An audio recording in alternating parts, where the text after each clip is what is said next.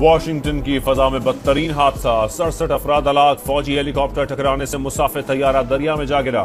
तैयारे में 64 और हेलीकॉप्टर में 3 अफराद सवार थे। अमरीकी सदर की तमाम अफराद के हलाक होने की तस्दीक।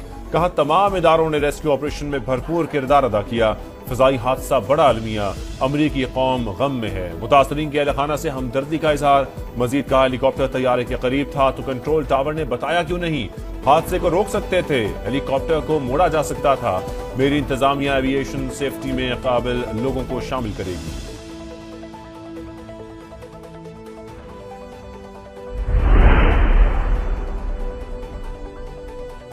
वाशिंगटन के रीगन एयरपोर्ट पर तैयारा हादसे का शिकार कैसे हुआ, हेलीकॉप्टर को तैयारे के करीब क्यों आने दिया गया, कई सवालात उठ गए।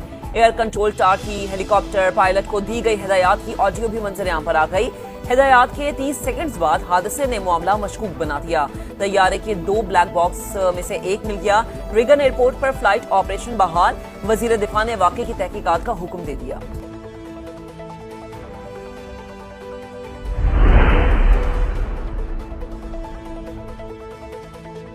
आए मुज़ाकरात की मेज पर बैठे। वज़ीर आज़म की तहरीक इंसाफ को फिर पेशकश। कहा बातचीत के लिए तैयार हैं, खुले दिल से चाहते हैं मामलात आगे बढ़े। बताया था जवाब लिखकर देंगे, लेकिन पीटीआई भाग गई, अपने गिरबान में झांके। 2018 में कोई कमीशन नहीं बनाया, एक कमेटी बनाई थी, उसका भी बस एक इजलास ही हुआ।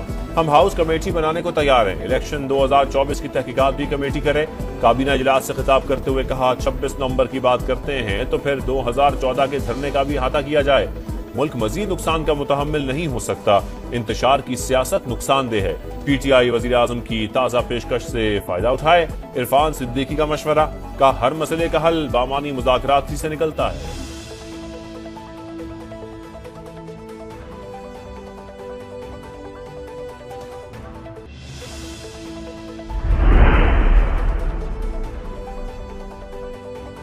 वजीर आजम का बयान गैर मुतल्लका और मुतालबात से हटकर है। इलेक्शन और मैंडेट के हवाले से मुतालबा ही नहीं किया, पेशकश पर गौर नहीं करेंगे। चेयरमैन पीटीआई बैरिस्टर गौहर का रद्द अमल।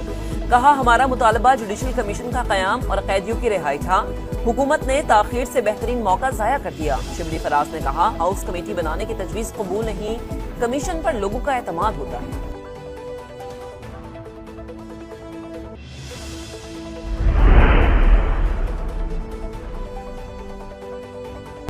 मुल्क से खिलवाड़ करने वालों के बहकावे में ना आना, किसी के कहने पर जलाओ घेराव ना करना, पेट्रोल बम चलाने वालों का हथियार कभी न बनना। नौजवान पाकिस्तान को अपनी रेड लाइन समझें, तोड़ फोड़ की तरगीब देने वाले मुल्क कौम के दुश्मन हैं। मरियम नवाज ने सियासी मुखालिफिन को फिर निशाने पर ले लिया। लाहौर में खेलता पंजाब गेम्स का इफ्तिताह, जीतने वाले एथलीट्स को इलेक्ट्रिक बाइक्स देने का ऐलान।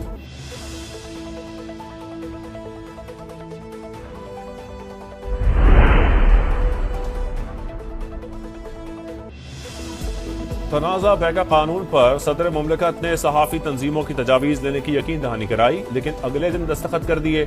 मौलाना फजल रहमान का शिकवा, बोले कहा कुछ जाता है और किया कुछ और जाता है। इस तरह फैसले नहीं होने चाहिए, तहफ़्फ़ुज़ात को दूर करना चाहिए था।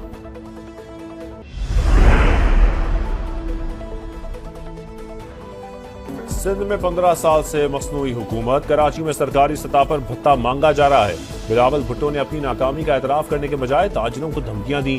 खालिद मकबूल सिद्दीकी की गरज बरस। कहा आप मंसूबे के तहत शहर कायद को तबाह कर रहे हैं। स्ट्रीट क्राइम्स और बच्चों के अगवा में इजाफा हो गया, अब तालीम पर भी नकद लगा दी।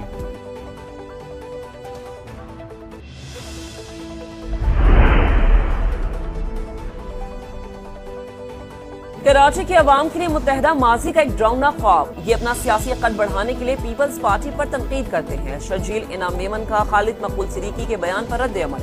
कहा ताजिरों ने बिलावल भुट्टो पर भरपूर एतमाद का इजहार किया, अब भत्ते की पर्चियां और बोरी बंद लाशें नहीं मिलती।